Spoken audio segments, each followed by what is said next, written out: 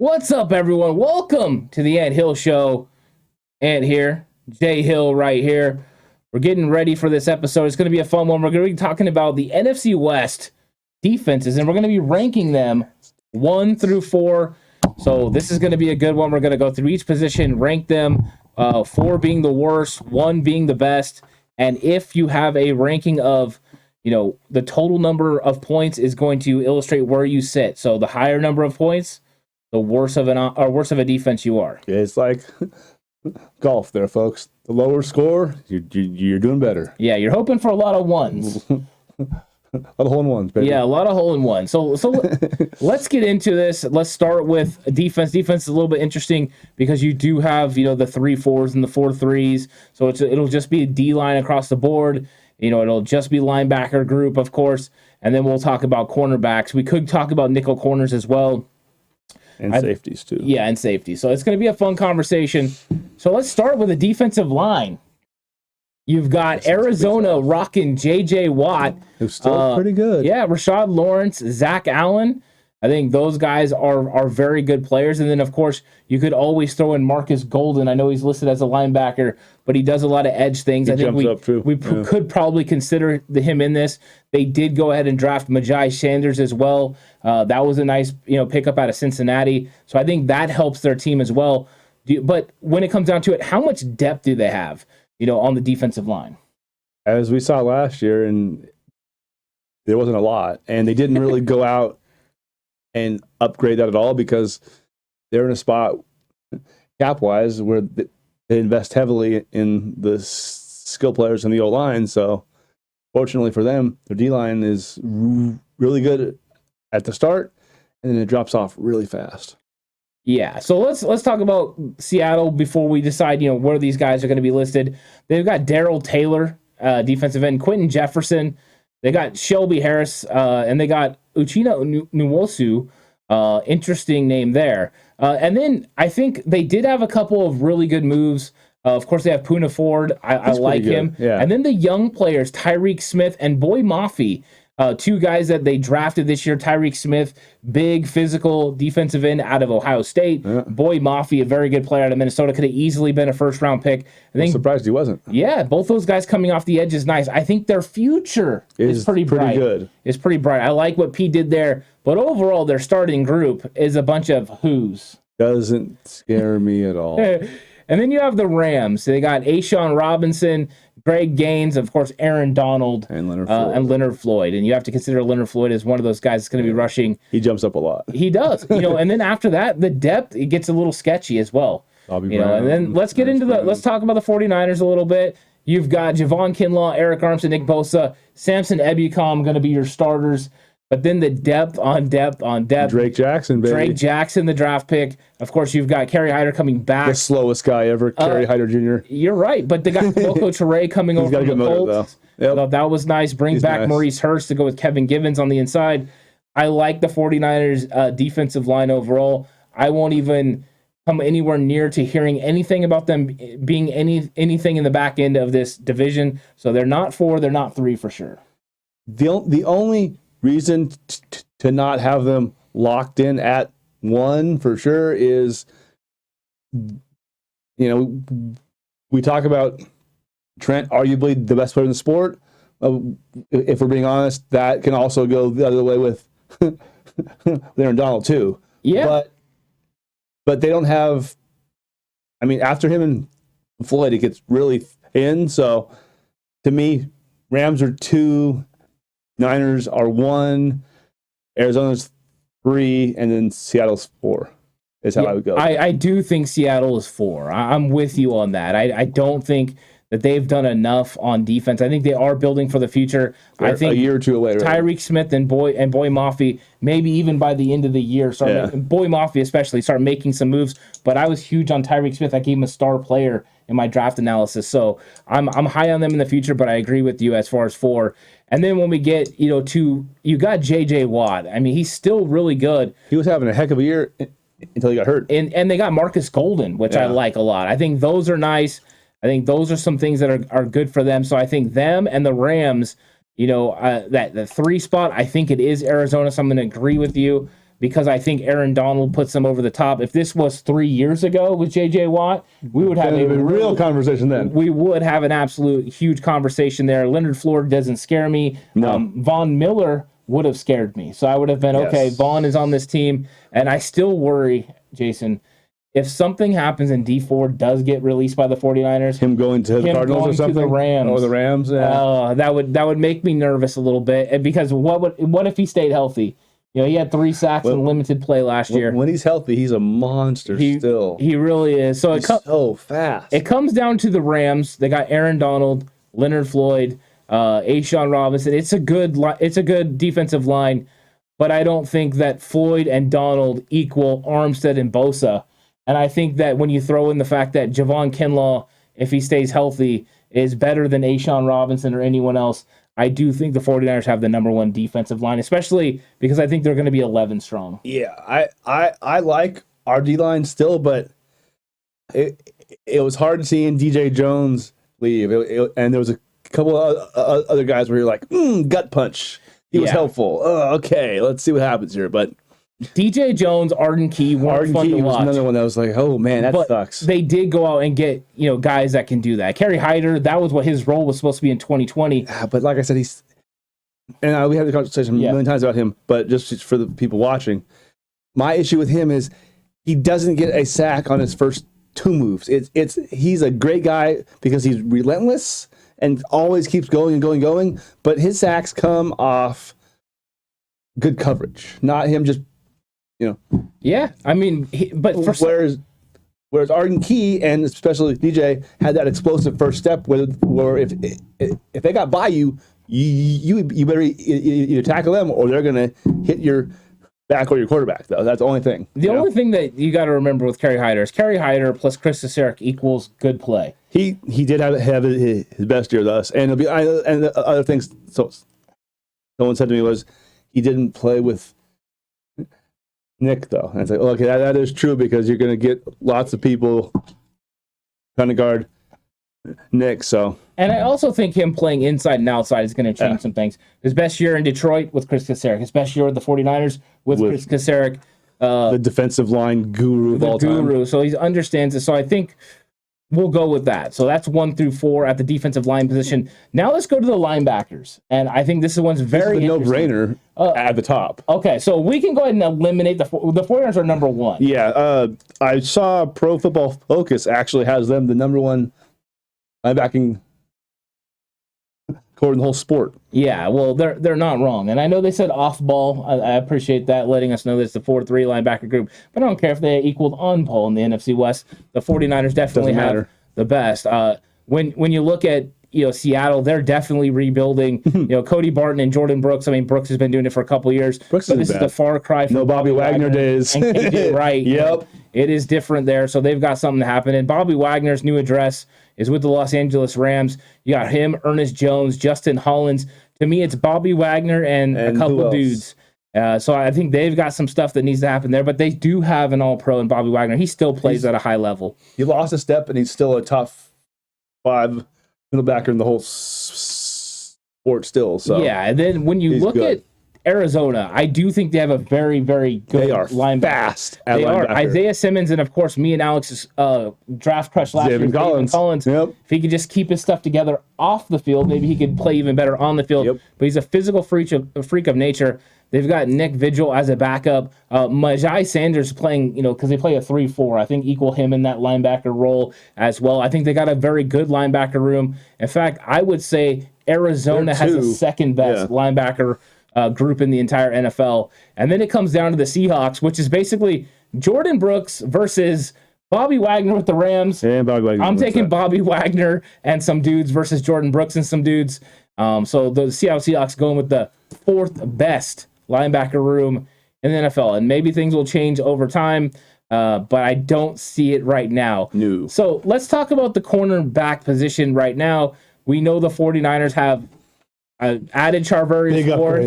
Big upgrades. Thank God, finally. Emmanuel Mosley played very well last year. Didn't give up a single touchdown. They bring back Jason Verrett. Do we know what we're going to get? I don't know. But we're going to be close to 12 months away. from his ACL tear. Another ACL. And then they got a lot of young guys. I mean, you've seen what Ambry Thomas Thomas, man. We talked so much smack on him in October. And by January, we all were like, hey, this dude can play. Like, hey, he's nice. I am a fan of Ambry Thomas. I think Ambry Thomas, developed a lot during the season. I think the 49ers did ensure themselves in case he's not that top flight corner yet. Just stops a little bit. Yeah. So I did like that. I like it. I think they're 4 strong at corner if Verrett is healthy. Who's San Francisco's slot? Is it going to be Mosley or Verrett? I don't know for sure. And that's right now, Darqueze Dennard is taking the first team reps. Yeah. I mean, and Dennard can't be slept on because he was a first round pick. Yep. He's a dude with a lot of talent that in week 18 did a fantastic job against the Rams.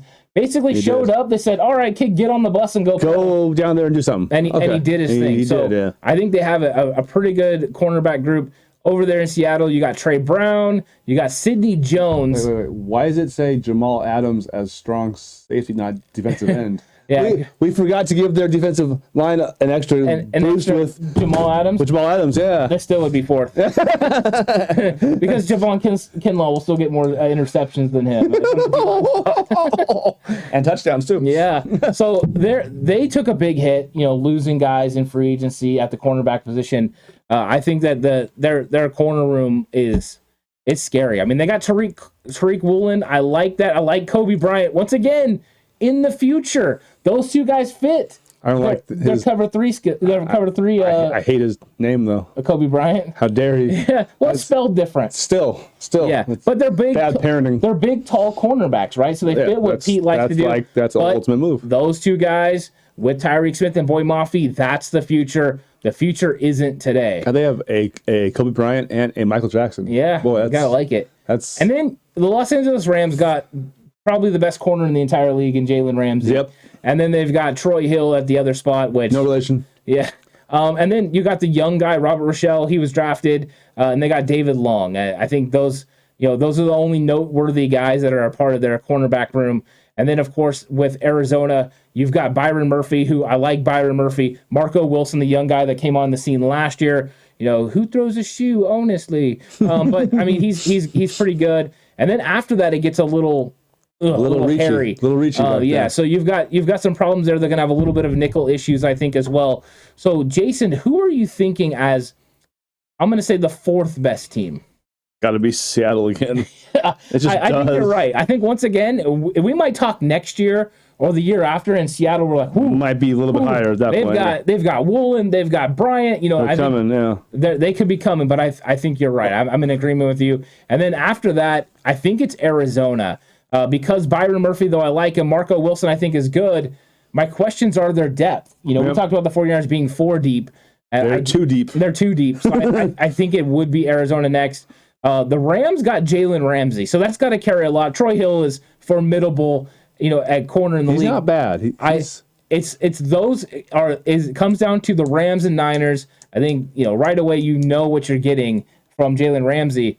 I don't think Charvarius Ward is Jalen Ramsey. He's not, but Ward's a top 10 corner, and then Mosley and a healthy Verrett are better than Troy Hill and whoever they want to use at 3. So I feel like the gap from Charvarius to Verrett is not as wide as it is from Jalen to there. So I'd probably go with the Rams at 2. Ooh, okay, Rams at 2. That's interesting because I do think Troy Hill is pretty good. But the Rams have been losing corners opposite of Jalen Ramsey. Of course, they're paying him all kinds of money. But this is why I like these conversations, because if you looked at it at face value, you'd be saying, well, Jalen Ramsey's on the team. It's automatically they're the number 1 cornerback room. But that's not the case because of depth. And I mean, some of it were more in-depth on what the 49ers do with their depth. So we know Emmanuel Mosley, Jason Verrett. And when Verrett is playing at his 2020 level, he's a Pro Bowl caliber player. Guy. So you had Emmanuel Mosley, who had his best season ever. He's trending in the right direction. You have Jason Verrett. Those 2 guys could both play the nickel. Yep. I think that the cornerback room for the 49ers is that good. It's that deep now. My prayers have been answered for 4 years now. You've heard me whine about, we need corners. Yeah. This is crap. And now we're set. And the Rams have the number one corner. Let's keep that clear. Oh, yeah. But the Hands 49ers, I'm with you, have the number one cornerback room in the NFC West. So we've got them going number one. And now we're going to go to the safety position. And this one will be interesting. Of course, the 49ers have Jimmy Ward. And then they have question marks. Jaquiski Tartt is now in Philly. So they have Talanoa Hufanga, the fifth round draft pick from last year. People are high on. He played 41% of snaps last year. Then they have Tarvarius Moore, who they were high on before the injury with the Achilles. Jason doesn't seem very happy about that. And then George Odom, the safety that came over from the Indianapolis Colts. Kind of like him. Yeah, Jason. Him. So Jason likes him, and he's a definite special teamer. Yeah, he's going to add in that area as well. And then at the safety position for the Seattle Seahawks, you have defensive end Jamal Adams, who lines up at safety. Quandre Diggs. I actually think their safety room. Quandre Diggs is good. He's good. Yeah, and then they've got a couple of backups that aren't bad as well. Mahdi. I'm not really. I think their safety room's okay. And then at the safety room for the Rams, you got Taylor Rapp. You got Jordan Fuller. I mean, they had to go out and bring someone in. They got one of my guys, Quentin Lake, from UCLA. I did like him. They went ahead and got him. Of course, they got Nick Scott as well. So they got an interesting safety room, a little bit of depth there. And then you've got, of course, for Arizona, Jalen Thompson, Budda Baker, who might be considered probably one of the top two. Best safety in the division for sure. And then after that, kind of depends on, but he easily be top 5 in the league though too. He's big time. Yeah, how do you feel about Jalen Thompson playing opposite of him? Because it feels like every one of these teams has one good safety that's pretty nice, and then one that's, well, we gotta save some money somewhere. Yeah, so you've got question marks. Let's see how it goes here. Yeah, so I think you're right about Budda Baker. I think he's maybe the best safety in the entire division. I think that him and Jalen Thompson's a nice tandem. I'm not sold on Jordan Fuller and Taylor Rapp. I think there's some weaknesses there. Rapp can be exposed. I think Jamal Adams is one of the best blitzing safeties in the league. Absolutely. But beyond that, he's a absolute liability in coverage. I haven't seen anyone this much liability since Remember the Titans. You put in Petey, he's just better. That's one of the things we're worried about here. But Diggs, I do like Diggs. Diggs is nice. And then we like Jimmy Ward, but there's so many questions, off of that. So, Jason, here it goes. Who's number 4? Who's the number 4 team in the NFC West? I'm going to say Rams, honestly. Rams with Taylor Rapp and Jordan Fuller. I'm gonna go ahead and agree. I can't argue against it because neither one of those guys really are exciting. I know they had injuries last year, but they had to bring in Eric Weddle. You know what? Random fact: he's neighbors with a buddy of mine and his family and stuff. Like their kids all play together. I was like, wow, neat. All right. Yeah, way to go. You should have known that before, so we could have pulled a Celtic pride and helped the 49ers win the NFC championship. Thanks a lot, Jason. My bad. Thanks for nothing. Just kidding. So I think when it comes down to it, after that, I would put Seattle 3rd. For the mere fact, I like Diggs, but I think Jamal Adams is a liability in coverage. Big enough to pull him down. And I think that both Jimmy Ward and Budda Baker are both better than Quandre Diggs. Yes, they are. Even though I do like Diggs. And I think it's not a slight on him. I think these guys are razor thin tight. Yeah. And then I'm going to go with the 49ers too. Yep. I think that there's question marks with the safety opposite of Jimmy Ward. If it was Jaquiski Tartt, this would be not even close. It would be the 49ers number 1. If he pulls what he did in January in Philadelphia, he might not make it back to his house alive. Oh, you mean dropping an interception? Yeah. No one's ever dropped an interception before. That's true too, but that Philly crowd is... Oh, no, they'll get him. That place is different. Don't get me wrong. That's not a place to mess up. He'll get hung out to dry there. He will get roasted badly. But, I mean, some of the hustle plays he made this year, he's one of the best in the NFL. And it's a shame that his year that he had last year will be remembered by the play that he didn't make, because he made so many plays. Oh yeah, throughout the year that helped us even get to that point. But yeah, he's one of the best safeties and run fits in the entire league. It's not even close. So I think that's how it rolls. And then Arizona, the number 1 at the safety position because of Budda Baker. He's good.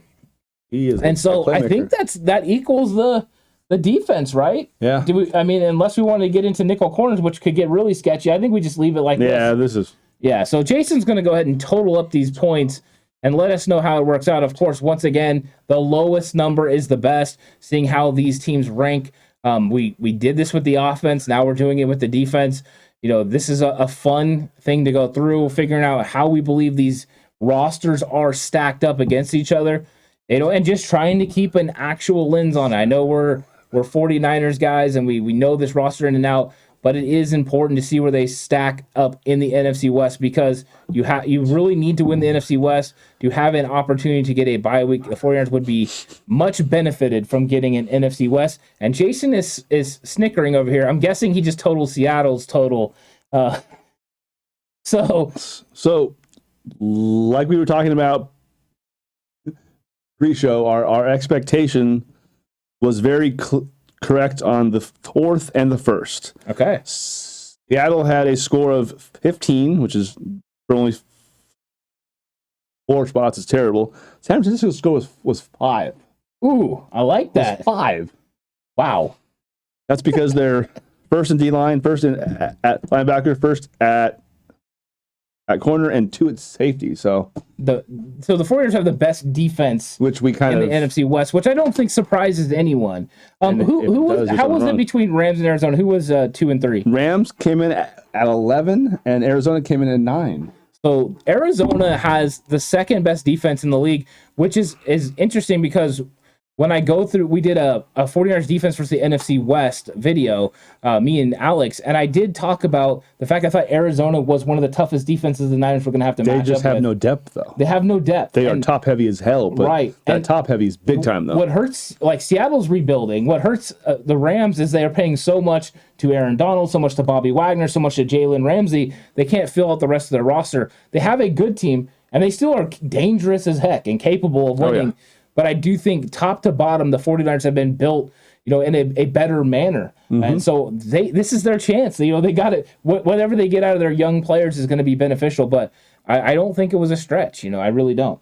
No, both of these offense and defense, I really thought were judged very openly and very honestly. Yeah. Like there's no... I understand. This is like, no, this guy's better. Like, we just got to be honest here. And yeah. But the gap on defense does not shock me at all, though. Yeah, the numbers don't lie. And Jason's one of the ones that he often calls people out. All right, put away your fan card. Let's talk about this realistically. Sasania. Yeah, I was kind of surprised that we actually agreed on so many, but I think that's because we're looking at it objectively at what we see, and we see the improvements that each team has made at certain positions. We value certain players, but let us know what you think about this list that we put together, the rankings that we went over. Do you agree that the 49ers top to bottom have the best defense in the NFL, or did we get it wrong on some positions? If we did, let us know. If you're from an opposing team, let us know why one of the areas that we talked about, your team should be ranked higher. I think it's a fun conversation. Of course, it's all going to be settled out on the field, though, Jason, because games are not won by your how your roster looks or how they're ranked, but how actually they get it done when all 53 guys, well, not really 53, when all guys suit up for the game that aren't 53. True as well. And Jason's going through right now and totaling up, I believe, offense to defense. And what that also means, Jason, is we're going to have to do another one, because we're going to have to go over head coach, offensive play caller, defensive coordinator, and front office to see who we think is the best franchise in the NFC West. So be on the lookout for that. And Jason has some wows. What are your wows, Jason? So the combined scores of the 4 teams, when we go through all the rankings and point variables, San Francisco tops out at a total score of 15. The Cardinals are at 19. The Rams are at 24, and Seattle's at 32. So Seattle is definitely, the bottom of the basement right now. I see a lot of great things in their future, but right now they're in a rebuild. The 49ers are the best team and have a little bit of distance, between Arizona and the Rams. Dude, I'm surprised that the Rams are so far behind. Well, yeah, and you know what? I think the Rams, Part of it, though, is because they focus on big-time players in certain positions and not on depth. And sometimes that does hurt you when you're talking about a position in totality. And, Jason, make sure you hold on to those numbers. That way when we do the coaches, we do the front office, we can bring it all back together and put it in. I think it's going to be another fun conversation. So thank you all for joining us for the Ant Hill Show. It's been a great time. This topic is another good one. And I hope you guys let us know what you think about it in the comment section down below. And Jason's shaking his head. He's ready. He's ready. So we'll catch you guys on the next one. Have a good night.